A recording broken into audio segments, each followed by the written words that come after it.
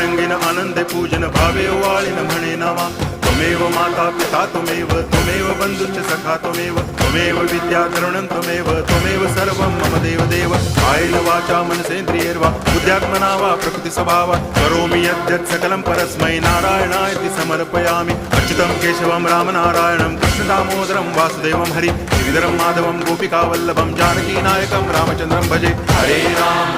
Ram